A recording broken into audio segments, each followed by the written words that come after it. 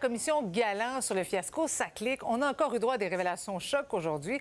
L'ancien PDG de la société d'État, Denis Marcellet, qui poursuivait son témoignage, et Jean-François, il a affirmé avoir averti le plus haut fonctionnaire de l'État des dépensements de coûts, et ce, en septembre 2022.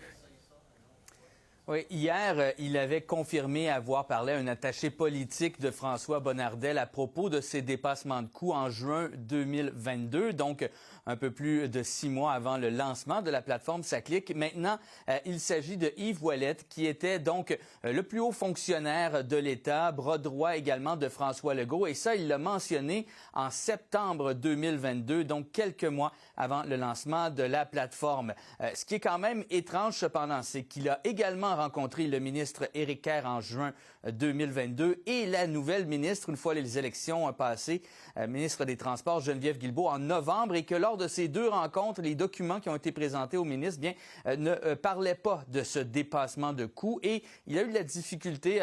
En fait, il n'a pas été en mesure d'expliquer pour quelles raisons on n'avait pas mentionné à ces deux ministres le dépassement de coûts lorsqu'il a été questionné par la procureure et par le juge Denis Galland. Mais donc, pour ce qui est du plus haut fonctionnaire de l'État, lui, il dit qu'il était au courant.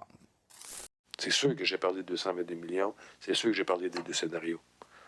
Comment je l'ai dit, combien ça a pris de temps, je ne peux pas vous le dire. Si je veux être honnête, je ne peux pas vous le dire. Est-ce que vous vous rappelez que M. Ouellette réagit d'une quelconque façon quand vous lui expliquez ce que vous présumez lui avoir dit? En tout cas, c'est pas une réaction qui m'a marqué. J'ai pas de souvenir qu'il y a une réaction particulière. On va analyser tout ça avec Yves Boisvert tout à l'heure, Jean-François. Il faut aussi parler de cette première réunion aujourd'hui de caucus pour le nouveau chef libéral, Pablo Rodriguez.